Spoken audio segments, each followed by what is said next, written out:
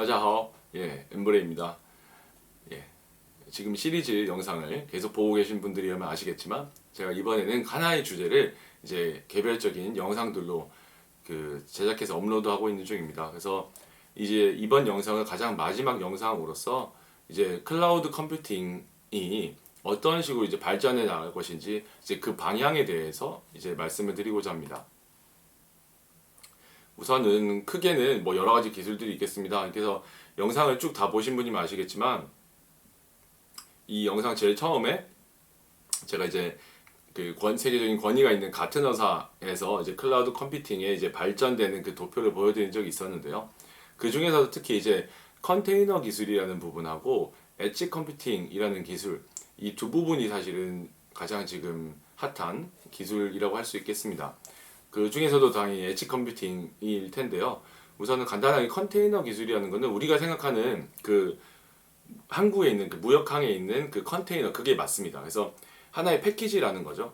이제 뭐 IT에서는 워낙에 패키지라는 개념이 많이 쓰입니다. 그래서 뭐 우리가 뭐 개발할 때 모듈이라든지 여러 가지 개념들이 쓸 텐데 이것도 같은 개념, 유사한 개념입니다. 그래서 뭔가 이제 그 오퍼레이팅 시스템, 이제 운영체계, 윈도우 같은 운영체계 위에다가 그 여러 개 격리된 공간을 이제 만드는 개념으로서 이제 결국에는 이제 어플리케이션과 이를 실행하는 라이브러리라든지 바이너리 구성 파일 이런 것들을 이제 하나로 묶어가지고 이제 뭐 개발하고 이제 테스트 할 수 있는 그런 환경에서 뭐 이렇게 이동을 이제 수월하게 할 수 있는 거죠. 그러니까 이걸 통째로 드러내서 이대로 이식을 하면 바로바로 적용할 수 있는. 그래서 그러다 보니까 이제 적은 비용과 이제 시간으로 보안이나 시스템에 미치는 영향을 최소화할 수 있다. 그러면서도 이제 안정적으로 실행할 수 있다. 뭐 이런 것이 이제 기업의 이제 IT 환경에 이제 민첩하게 변화할 수 있는, 적응할 수 있는 그런 효과를 가져올 수 있다. 이런 측면에서 주목받고 있는 기술이 컨테이너 기술입니다. 그리고 이제 제가 중요하다 말씀드렸던 이제 엣지 컴퓨팅이라는 걸 말씀을 드리기 전에 이 이제 옆에 있는 그림을 좀 보시겠습니다. 이제 뭐 복잡하게 되어 있습니다만 이제 이 그림에서 더 오른쪽 부분을 보시면은 왼쪽이겠군요. 더 왼쪽 부분을 보시면 그게 현재의 이제 클라우드 시스템이라고 한다면은 반대로 이제 좀 더 이제 오른쪽 이제 부분을 보시게 되면은 이제 엣지 컴퓨팅 기술이 적용된 클라우드의 모습을 도식화한 겁니다. 그래서 기본적인 개념은 이제 근거리에서 데이터를 처리함으로써, 그러니까 기존과 같이 중앙 집중형 클라우드는 그러니까 이 데이터가 중앙 집중형 클라우드까지 가서 처리되고 다시 돌아오는 반면에 우리 이제 엣지 컴퓨팅이라는 기술 자체가 결국에 우리가 뭐 과학 시간에 배웠던 뭐 무릎에 대한 그 반사 작용이 있지 않습니까? 그래서 뇌까지 가가지고 무릎 그럼 바로 움직여라가 아니라 그냥 무릎에 연고를 치면은 이게 척추까지만 갔다가 척추에서 오다가 바로 다시 내려와서 뭐 무릎이 펴진다, 뭐 이런 개념 있지 않습니까? 그 개념이라 생각하시면 매우 쉬울 것 같습니다. 그래서 엣지 컴퓨팅은 그래서 그 자율주행차나 뭐 IoT, 그 사물 인터넷이죠. 그리고 이제 뭐 실시간 동영상 스트리밍 서비스 등 이렇게 뭐 AR, VR 이런 거겠죠. 그래서 미래 데이터 폭증에 대응하는 이제 분산형의 이제 컴퓨팅 시스템으로 주목을 받고 있습니다. 조금 더 자세히 말씀드리자면 우선 이런 엣지 컴퓨팅 기술이라는 게 크게 보면 사실 이제 우리가 분산 클라우드라고 하는 그 서비스의 일종으로 볼 수가 있는데요. 분산 클라우드라고 하면 이제 클라우드 서비스를 물리적으로 서로 다른 위치에, 그러니까 각지에 이제 산재시킴으로써 뭐 클라우드 서비스를 제공하는 스타일이라고 할 수 있습니다. 네, 앞서 말씀드린 바와 같이 그런 엣지, 그렇게 이제 무릎이 자극을 받았을 때 이제 척추에 해당되는, 뇌까지 가지 않고 척추에 해당되는 그 엣지 부분을 우리가 뭐 모바일 디바이스와 같은 엔드포인트라고 한다고 했을 때는 뭐 여기에다가 이제 이것도 또한 하나의 분산 클라우드로서 작동을 할 수가 있겠고요. 그리고 또 이제 어느 정도 이런 분산 클라우드라는 시스템이 엣지 컴퓨팅에만 적용되는 게 아닌 이유가, 그러니까 이제 실제 우리가 블록체인이라는 기술을 보더라도 각 노드들의 역할을 수행을 하다 보면 그 각 노드들이 결국에는 그 성능 저하를 가져올 수밖에 없습니다. 결국에는 블록체인에 이바지하는 그 부분만큼은 성능 제한의 문제가 발생이 되는데 그러니까 이런 과정에 있어서 사실 분산 클라우드라는 걸 이제 활용을 하게 된다면은 이게 뭐 분산된 클라우드 각각 노드 역할을 이렇게 수행할 수 있게 됨으로써 이런 문제도 해결할 수가 있겠죠. 그래서 기본적으로 이제 분산 클라우드 혹은 뭐 또 그런 기술들 중에 하나인 엣지 컴퓨팅은 결국에 그러니까 로 레이턴시를 향상을 시킴으로써 엔드 유저 서비스를 이제 엔드 유징 서비스를 계산할 수가 있고 그러니까 결국에 그래서 네트워크 트래핑 그리고 이제 장애를 감소시킴으로써 서비스를 이제 연속성 있고 또 가용성을 강화시킬 수 있고 이런 장점들이 있습니다. 특히 데이터를 특정 위치에 이제 보관해야 한다라는 이제 정부 감독 정책을 준수함에 매우 유용합니다. 그러니까 그 세계적인 트렌드인데요. 그러니까 우리나라의 경우에도 금융회사는 클라우드 컴퓨팅 시스템을 통해서 이제 개인의 고객들의 신용 정보를 이용함에 있어 가지고는 그 서버가 국내에 소재하도록 감독하고 있습니다. 그러니까 전 세계적인 이런 데이터 주권 확보 트렌드에 비추어 볼 때 분산 클라우드 서비스는 앞으로 매우 주목받는 기술 트렌드라고 할 수 있겠습니다. 또 그것뿐만 아니라 이제 엣지 컴퓨팅이 사실 가장 주목받고 있는 영역은 그러니까 앞선 말씀은 약간 좀 분산 클라우드의 좀 더 포괄적인 내용이라면 엣지 컴퓨팅에만 좀 더 집중해서 말씀을 드리면 우선 가장 주목받을 영역이 그 이동통신과의 접점입니다.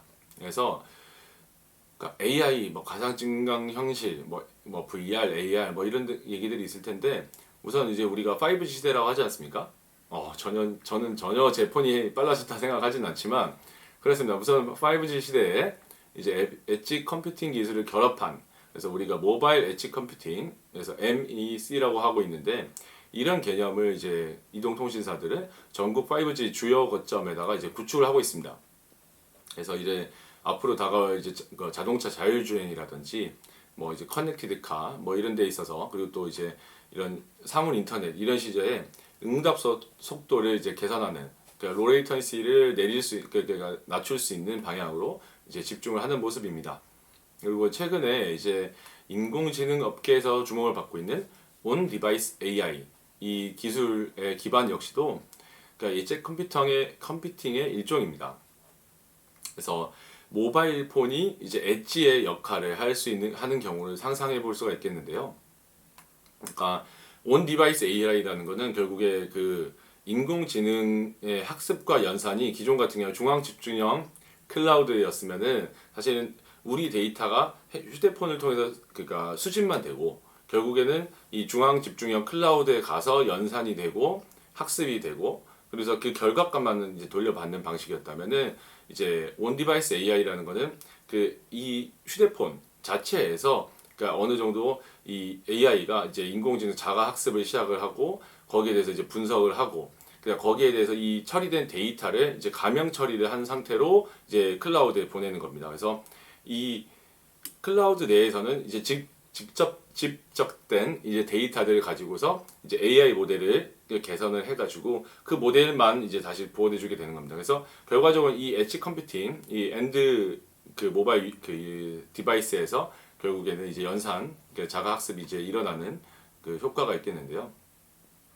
이렇게 하면은 아무래도 이제 개인 정보를 보다 안전하게 보호할 수 있을 것이라는 이제 기대를 가져오고 있습니다. 그래서 네 그리고 이제 앞서 말씀드렸던 것처럼 사실 우리가 지금 제가 말씀드렸던 그 뭐 분산 클라우드 그리고 엣지 컴퓨팅 그리고 지금 온 디바이스 AI 뭐 이런 개념들까지도 사실 아직은 이제 구상 단계에 있습니다. 이제 그것이 아직 현실화되지 못한 단계인데요. 근데 그럼에도 불구하고 벌써 그 다음 세대 엣지 기술에 대해서 방향성에 대한 그 논의가 매우 활발합니다.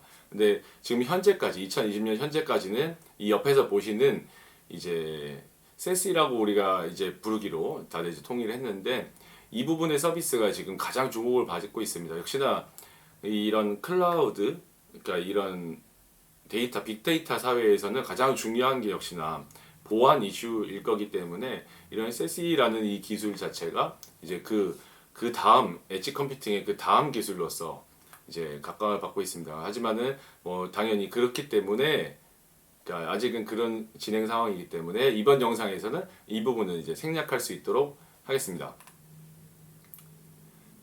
네, 그래서 뭐 이미 뭐 이 아닙니다. 우선은 이 영상들이 제가 이제 어느 정도 이제 마무리하려다 보니까 근데 클라우드 컴퓨팅에 대해서 조금 더 이해하시는 데 도움이 됐으면 좋겠습니다.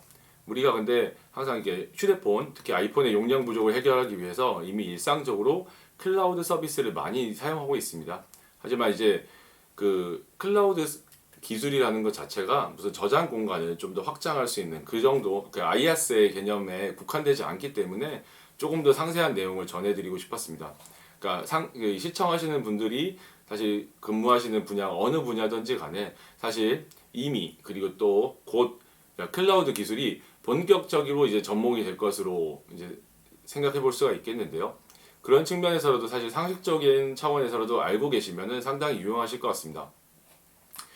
아무래도 저도 이제 유튜브를 보다 보면은 저는 이제 저 역시도 당연히 이제 좀 쉬는 시간에 좀 편하고 웃기고 재밌는 영상들을 많이 눌러보게 되는데 혹시라도 이렇게 편히 쉬고 싶은 개인 시간에도 이런 진지한 영상을 시청해 주신 분들이 계시다면은 상당히 감사하다는 말씀을 꼭 전하고 싶습니다. 그래서 이번 클라우드 컴퓨팅에 대한 시리즈는 여기서 이제 마치겠습니다. 네, 즐거운 밤 되십시오. 네, 바이.